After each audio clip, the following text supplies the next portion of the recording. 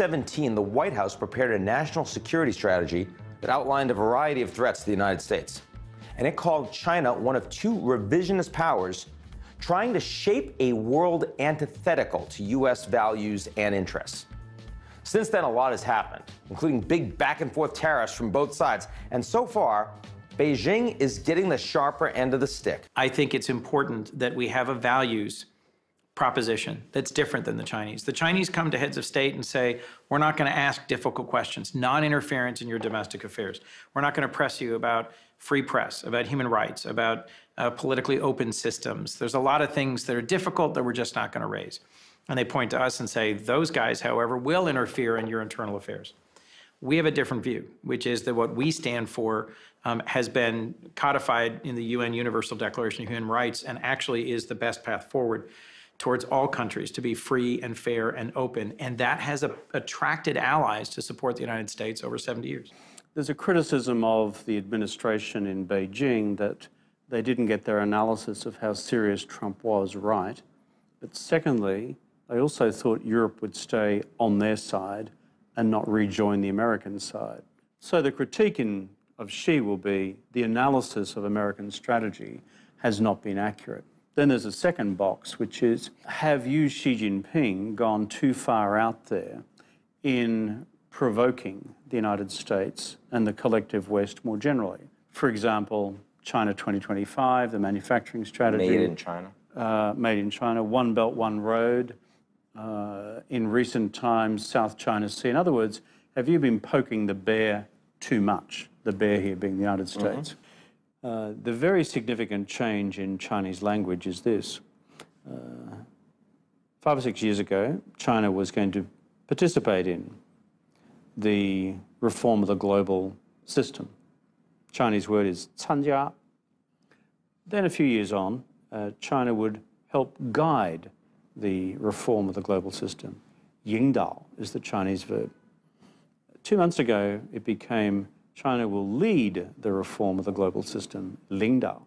This is a very significant linguistic transformation, given that China speaks through these sorts of formulations as a one-party state.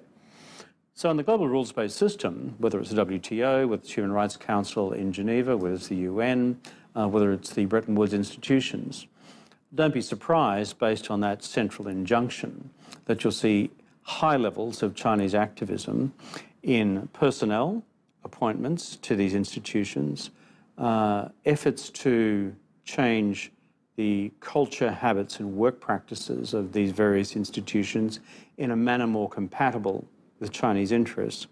It's been quite plain from Chinese declaratory policy for decades that they want to see the end of US alliances.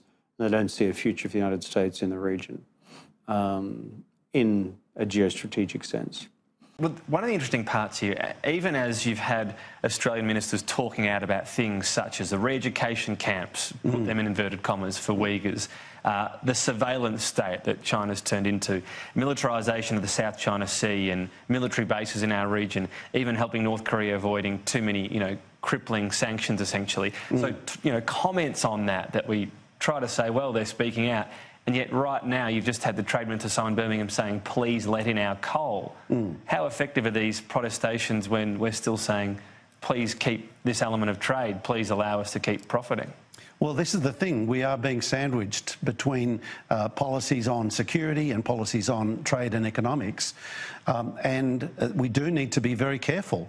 It is appropriate that we are circumspect, but Andrew Hastie wasn't being inappropriate. This is the point. He's verbal. What he said was actually not unreasonable. Look at Xi going to US soil and saying, there won't be militarisation of the South China Sea. Next thing we knew, there were runways being built. At what point you do stand up and say, no, sorry, no further, even though it's so incremental. This is the frog in water. It might be 86 degrees. At what point do you say 87's too far? Yes. Well, this gets to the question about what's at stake and what are the risks. And I think it's important to understand and be clear-headed about the fact that while China may well bluster about threats to our trade and our economic interests, the bottom line is that China does not trade with Australia because it likes our liberal Western democracy. It does so because it's a good deal.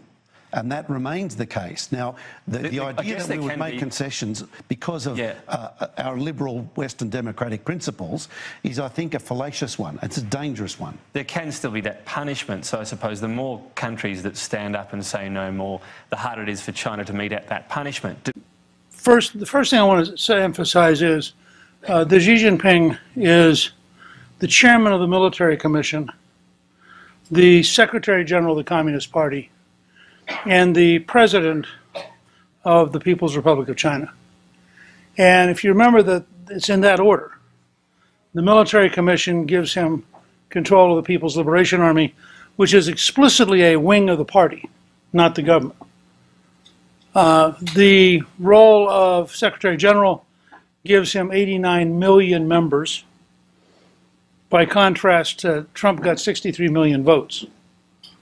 So he has a cadre across the whole country of 89 million people.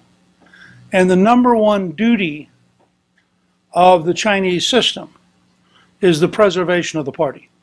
The Chinese came in and said, you know, we're going to build a few islands, but they're all peaceful. Oh, and we may put airfields on them, but they'll be peaceful. Oh, and we might put a port there, but it'll be peaceful. Oh, well, we have to put in some anti-aircraft systems because we don't trust you. But they're peaceful anti-aircraft systems. And we may bring an occasional ship in to prove that we can take care of ourselves, but that's because of you. After all, you should be over in San Diego or somewhere, but you insist on being over here. And so what they've done is they've gradually begun to establish facts, all of which are invidious to our interest. But recently, Xi Jinping came to Italy and signed a contract to run Genoa, which is the largest port in Italy, and a contract to run Trieste, which is the port which opens up the space to go to Austria and southern Germany. Now, in the Cold War, if the Soviets had opened up 2 ports in Italy, we would all have understood this was catastrophic. Now you can't even get it covered because we have some guy in Chicago who pays people to beat him up so he can claim that it's an anti-Trump event. And we have in the article I did tomorrow, the number of minutes the news media devoted to this insanity was unbelievable. But it fits the infantile nature of the current news media. We are right now, if you draw the comparison with the Cold War, we are right now in the period just before Kennan wrote the long telegram. We haven't had a wake-up call. We don't understand what the problem is. We don't understand what the scale of the response is going to have to be. And we are losing. And anybody who tells you we are not losing is simply misinformed. And this is an enormous problem. This is going to be a long-term struggle between a civilization that believes in liberty and a civilization that believes in authoritarianism with Chinese characteristics. And then they gave me a counterintelligence brief, and that is where I was really blown away when they said every university in America is penetrated.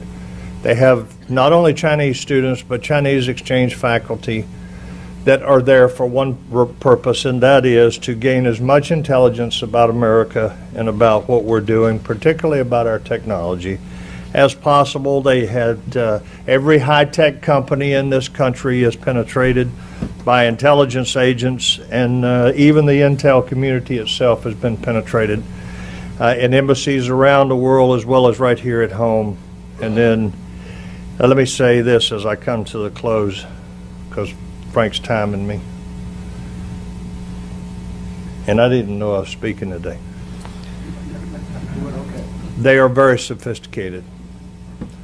And that is one of the things I think the average American fails to understand is the level of sophisticated. First of all, they're brilliant engineers, but they're very sophisticated in how they do their intelligence, and they are also, unlike America, they are unconstrained in collecting intelligence against us.